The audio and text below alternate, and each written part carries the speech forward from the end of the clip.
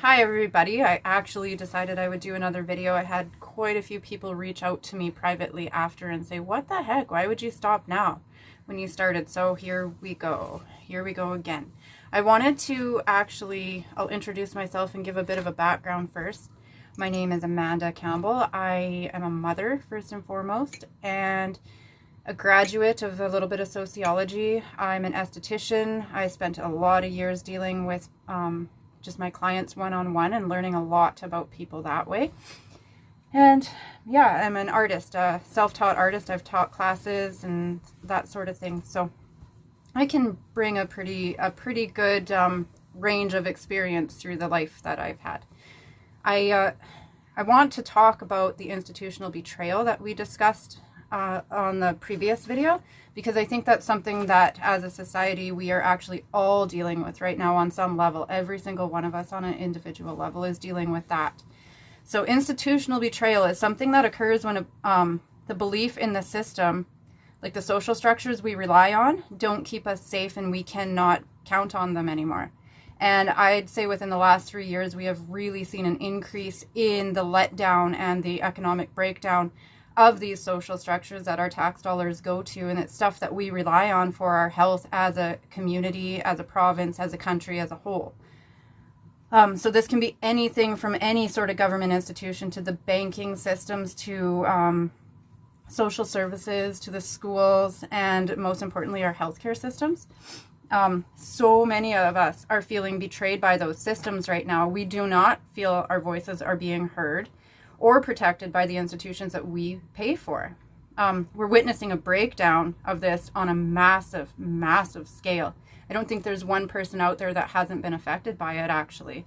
You just go out into public and you talk about it, you overhear conversations, and actually, I'm not hearing much positive when I'm out in public anymore.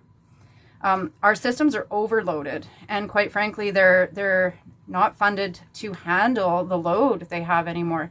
So that leads to that betrayal feeling that we're all feeling. We rely on these social structures and these systems to keep us healthy, to keep us going, to keep us moving. All the cogs in the machine function properly, and then society functions properly. But right now we're seeing a breakdown in that, and the symptom of that is the mental health crisis that we're seeing and the physical health crisis, because those two things are so interrelated. So if we can never feel like we're truly belonging because of the betrayal on every level, there's no sense of belonging, there's no sense of safety, and it creates a sickness because we're social beings wired to be connected and to be heard. Our community is where we go to find this sort of connection and this belonging. Yet any belonging that asks us to betray ourselves to fit in is not belonging. And most of the time, I have found speaking out against this kind of stuff actually creates such an isolation because nobody wants to hear it. People want to keep going ahead and say, no, you know what, everything's fine. No, there's a plan for us. Someone else will take care of it. Well, there's no sense in trying because it's never going to change. Well, with that attitude, nothing is going to change. So it starts within our communities, and it starts on an individual level. It starts with you. It starts with me, and it starts with our voices being heard. And the betrayal when you do start speaking out on this stuff and going around doing the digging and the actual work on the solutions, because it's such a big monumental issue now, especially with the UN just announcing what their plans are for us, shutting down our oil field industry on such a fast scale, what they have planned for agriculture. Like, we need to be listening and paying attention right now, and it's getting harder and harder to find out what their plans for us are because they don't want us knowing. Why don't they want us knowing? Because we are all being betrayed. We are all being betrayed for what we want our future to look like. We're not even getting a say in it anymore. And how can you have a say in it when you don't know what's going on? So my plea to all of you is go look into those agreements, and I'll put a little slide up here so you guys can look at what you got to go find.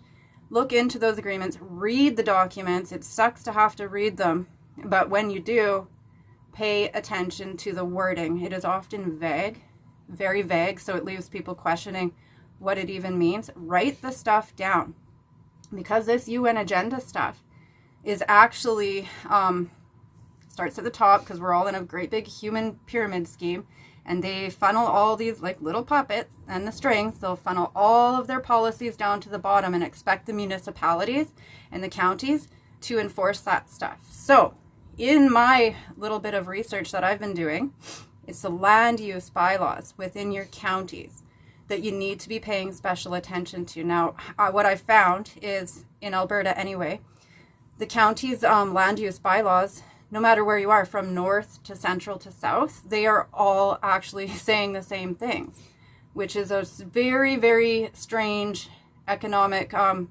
way of dealing with things, because we are so diverse in our resources that having this cookie cutter way of dealing with our economic crisis and everything, it's just not going to work. I mean, how do you implement something like that agriculturally and have these same bylaws impacting somewhere up north where their bylaws are all dealing with a completely different aspect of industry? It's just, none of it is making sense when you look at it this way. So that's why we need each one of the community members to stand up and look at this and actually go, hey, wait a minute, these bylaws are actually asking us to do the UN's dirty work. That's what it is. So get reading these documents and start talking with each other on a community level, because all it takes is discussion and then being solution oriented and preparedness for what is coming down the pipes. And the way we learn how to speak about this is by understanding how we got here in the first place. Community is supposed to be our safe place to raise our children and to find out the capabilities that we all have in order to be productive citizens. And none of us are going to be feeling very productive when our industries are shut down. Oil field, like, you do that to Alberta, and who are we even? The identity is gone. The culture is gone. It is a culture. Our industries actually create our culture. It's our way of living. It's our way of life. So yet here we all are, and things are wrong, and we all know it.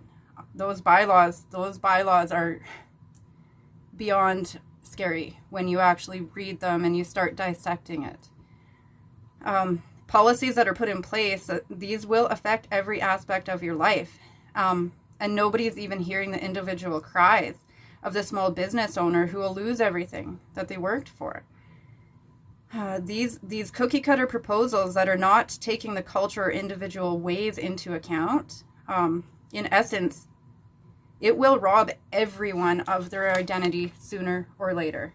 Not just their identity, but their homes, their way of life, everything. Rules upon rules, fines and sanctions. It's fear-mongering.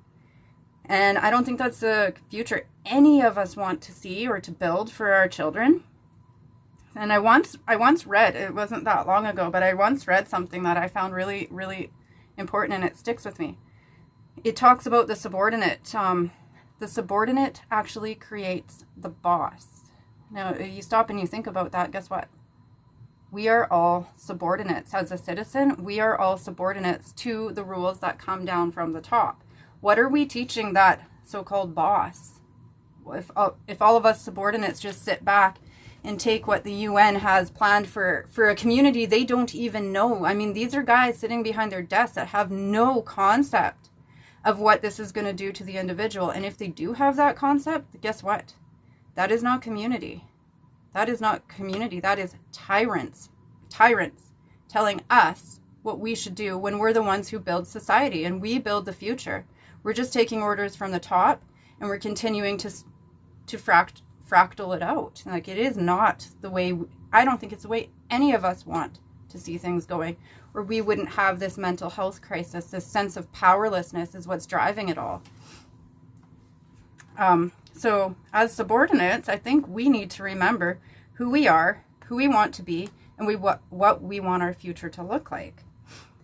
Because individually, we all create our own future, one decision at a time. And if we can all individually get together and collectively understand we have a job to do, we have work to do, because when society gets to a point like this in history, it's always the time to rebuild.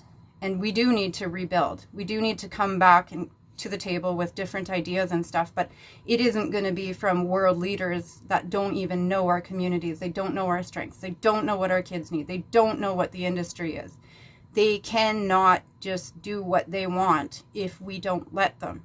So the solution is start getting informed, start reading what they have planned, and start asking the who, what, when, and specifically why. Demand the answers and hold them to account. That is their job. This institutional betrayal is real, and I can pretty much guarantee you a lot of the people that work for these institutions are also feeling that betrayal.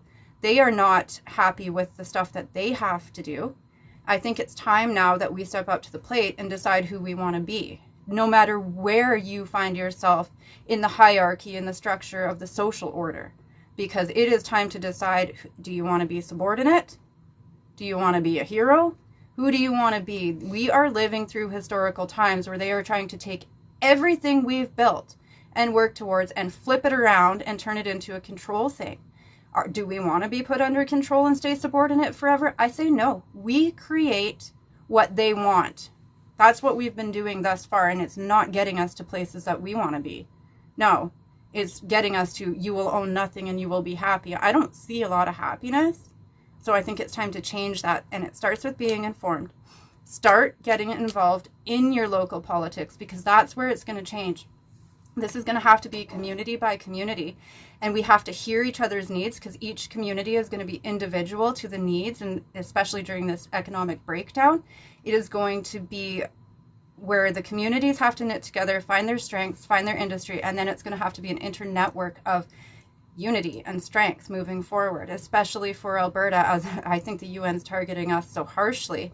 Alberta's got to get behind its people, and it starts by listening to its people, which I don't think as a citizen I have felt very heard, especially not when it comes to the poverty. And yeah, I won't get into all of that, but yeah, this has been poverty by policy for sure, and now we're seeing the side effects of it. So please, I am pleading with every mother, with every parent, with every grandparent, aunt, uncle, all of you. We are all citizens. We are all considered subordinate. Now let's just show them that the subordinate does create the boss, and it's not, we don't want that boss anymore. I think we got to take the power back. Start with digging into those land use bylaw proposals and compare them to what the UN has just put out with their plans for us, because it is, we're hitting the time where it's time to do something about it collectively. Thank you so much for your time. I will tune back in later with I think I'll go over some of these land use bylaws and go over the wording with everybody and try to decipher which ones would be the most important to tackle depending on community, industry, and a little bit of steps on how to go about that. Thank you for tuning in. Bye-bye.